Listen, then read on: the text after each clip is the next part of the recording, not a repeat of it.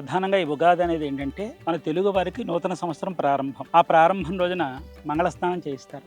పిల్లలకి మంగళస్నానం చేయించి పెద్దవాళ్ళు కూడా మంగళస్నానం చేస్తారు. మంగళస్నానం చేసిన తర్వాత నూతన వస్త్రాలు కట్టుకుని పెద్దల చేత ఆశీర్వచనం చేయించుకుని భగవంతుని దర్శనం చేసుకుని ఆ రోజు ముందు ముఖ్యంగా పిండి వంటలన్నీ వండుతారన్నమాట.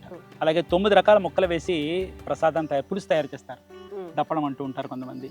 9 రకాల ముక్కలు వేస్తారు. ఎందుకంటే నవమాసాలు మోసి కని పెంచినటువంటి తల్లి ఏ విధంగా అయితే మాతృత్వాన్ని స్వీకరించిందో సకల జగజ్జనని అయినటువంటి ఆ తల్లి తన కడుపు చల్లగా చూడమని చెప్పి మాసానికి ఒక ముక్క కూర ముక్క చొప్పున శాకంబరి కదా, ఆ విధంగా అమ్మని ఆ విధంగా మనసుతో వేడుకుంటూ ఉంటారన్నమాట. ఆ పదార్థాన్ని తయారు చేసి ముఖ్యంగా చెప్పాల్సింది ఏంటంటే మడవలి చాకలికి ప్రత్యేకంగా అన్నం వండుతారన్నమాట.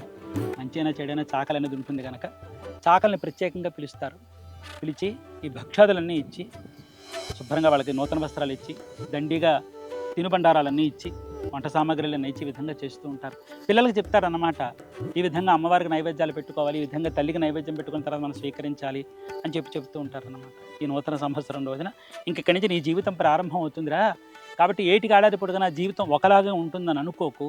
జీవితంలో అనేక రకాల కష్టాదుడుకులు ఉంటాయి, కష్టాలు సుఖాలు ఒడిదుడుకులు అనేకమన్నీ ఉంటాయి. వాటన్నింటిని నువ్వు దాటుకు రావాలంటే కనుక అన్నింటినీ నువ్వు తలదించుకుని అన్నింటిని తట్టుకుని రావాలి. అంతే తప్ప ఎదిరించి బతకడం అంటే కొన్నింటికి కుదరదు. కొన్నింటి తట్టుకు బతకాలని చెప్పి చెప్పడం కోసం ఉదాహరణగా ఈ రుచులు పెడతారన్నమాట. వేప, చేదు, తీపి, బెల్లం ఇలాంటి అన్ని అనుభూతులు ఉంటాయి. మంచి ఉంటుంది, చెడు ఉంటుంది.